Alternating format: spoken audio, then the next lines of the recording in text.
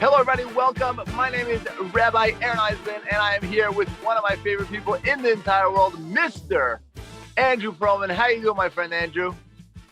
I'm doing great. How are you doing, Rabbi? Doing amazing. Enjoying this weather. Sitting outside, as you might be able to tell. This is not wallpaper. This is real trees. So spring is in the air, my friends, and super excited.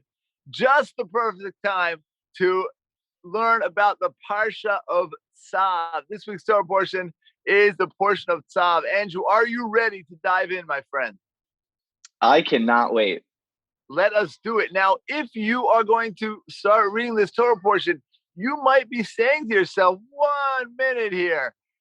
This portion and its surrounding portion is all about priests. Now, I personally am not a priest. I don't know if you're a priest. Are you a priest, Andrew?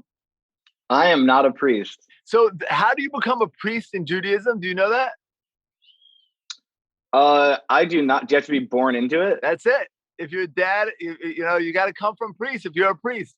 So, maybe we're uncomfortable with that in, modern sensitivities of equal rights, but that's the reality in the Torah. The service of the temple could only be done by a priest if you're born into the priesthood. The children of Levi, of Aaron, the high priest, and that's how you become a priest. And if you are not, you are out of luck and you cannot be a priest. But there's a very interesting verse in this week's Torah portion that tells us that maybe there is something that we are missing. So this is all about the priests and how they dress, the service that they do. These are all priests. And if you're not a priest, you might say, okay, I'll go out, I'll go to the bathroom, I'll come back in a couple weeks when there's more, things that are more relevant to me. But my dear friend, Rabbi Victor Miller points out that smack in the middle, talking about the priests, and actually the part that when the priests bring sacrifices, we spoke about last week, bring animal sacrifices, and the priests bring these animal sacrifices, and there are certain laws of things that they have to remove before bringing sacrifices, and they take the certain fats, and they take the certain blood that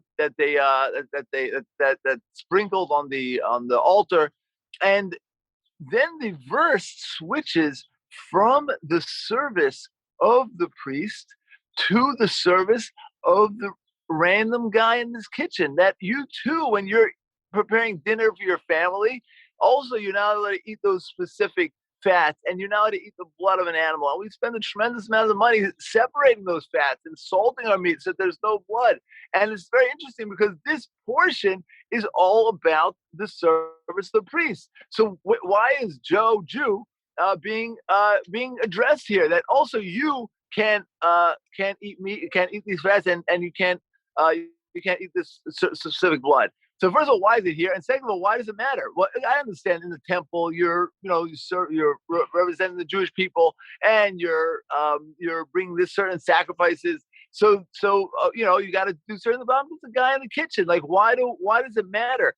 And there's another time as well, and there's hints to equating us to the priests, right? The priests, a certain dignity they have to have. And there used to be a custom if somebody died, they would make a gash in their skin because of to sort of commemorate the person. So a Kohen, a priest, is forbidden to do that. Also, we don't shave the corners of our head. That's why many Jews have beards, right? I see you do as well, right? So the different corners of, right, there's certain dignity and a certain a presence that the Kohen has to have. But guess what? So does the average Jew as well. The average person on the street, even though I'm not serving in the temple, also I'm not allowed to make a gash. I have to walk myself with certain dignity. I have to behave in a certain dignified way, and that's why we don't shave with a razor. There are shavers, but we don't do such a close shave. And so what is first of all, why are we like the priest? And second of all, why here? And Rabbi Victor Miller says a beautiful, beautiful idea, my friend, that as we're reading the verses of the Kohen, we need to be reminded that although we're not serving as a Kohen, as a priest in the temple, we are serving as a priest in this world. What we're doing in this world is acting as priests. And therefore, what I eat and the blood or the fat or how I dress or how I look and how I hold myself, I need to remember that my this is my temple. As you know, the advertisement goes, the world is your temple. This is we're in this world in order to internalize and to uplift the world and internalize the fact that we are a piece of the infinite. You know, yesterday, my friend Andrew, we had Purim, and yet Purim, everyone's walking around in such crazy costumes, such wild outfits, and you know, we look around and you wonder, like, what you know, what's the deal? This is such a holy day. Everyone's dressed up crazy, and the answer is the reason why we wear a costume on Purim is to remind ourselves that we're usually wearing a costume. Right? When I woke up this morning, I dressed up as a rabbi. When a car mechanic wakes up in the morning, he dresses up as a car mechanic, right? Sometimes we wake up and we dress up at the way we kind of perceive ourselves. So we dress up on Purim to remind ourselves that we're always dressed up, not to dress up. Don't dress up. That be real. So the portion about the Kohanim, we're hinted in those portions about the Kohanim that the average guy on the street, the average gal on the street, be careful how you hold yourself. Be careful how you behave, because this is your temple. This is it when you're making breakfast for your family, when you're going to work, when you're a plumber or a car mechanic. You're not, you know, people think of religion, oh, when I go to synagogue on Yom Kippur, or when I go to a bar mitzvah, I go to a wedding, they have the religious part, and then you have the fun part, right? That's not how it is. The fun part is the religious part. When you are working as a car mechanic, while you're working, your work is supposed to be laced with spirituality. You know, we're a hybrid. We're a body and a soul. We're not just a body. So that means when I go through life, I need to bring my soul with me. Of course, I won't be happy if I'm not fully actualizing my who I really am. And therefore, when I go hang out with your friends, but bring your soul with you. Go to work, but bring your soul with you. This portion is telling you, you are a priest. You are a priest in whatever you do. And although the priests are doing the actual service in the temple in Jerusalem, I am doing the service in my life. And the priests perhaps are a prototype of how I should approach that service. You know, before the priest does his service, he washes his hands. And when we wake up in the morning, the first thing we do is we wash our hands. Why? Because our hands sort of signify the way we interact with the world, and signify that we our first line of interaction with the world is our hands. We wash them to purify them, that we're going to do good things. So someone might say to you, hey man, why are you washing your hands? You're just a car mechanic. Why do you need to wash your hands? You're just a plumber. You're just a mail carrier. You're just a gas station guy. You're just a doctor. You're just a lawyer. You're just a finance guy, right? You're just an astronaut. And you say, no, I'm not. I'm a piece of God. I'm serving in the temple. The way I serve in my temple, the way I serve in this world is by being an astronaut.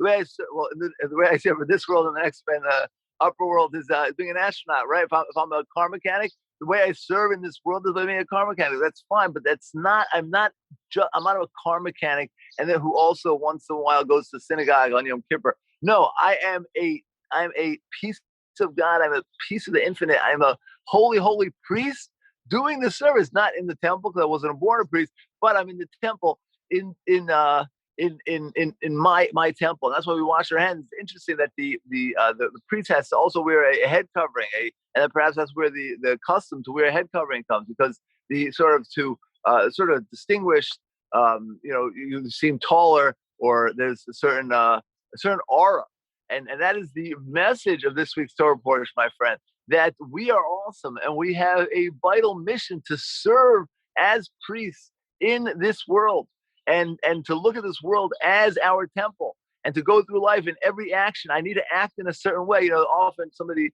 you wake up on a sunny Sunday, and you're not in the mood of getting dressed, so people walk around, in perhaps less dignified wear. That's something that's we have to always be cognizant that we are priests. And certainly there's time for relaxation and for chilling out, but it always has to be with a recognition of who we are. You, my friend, and I, and every single human being that you meet has the ability to uplift the world. It has to embrace the world by growing, by seizing every moment to do that service. And that's the reminder from this week's Torah portion. Everybody have a beautiful, beautiful Shabbat. If you have any questions, feel free to reach out, rabbi@maor.org.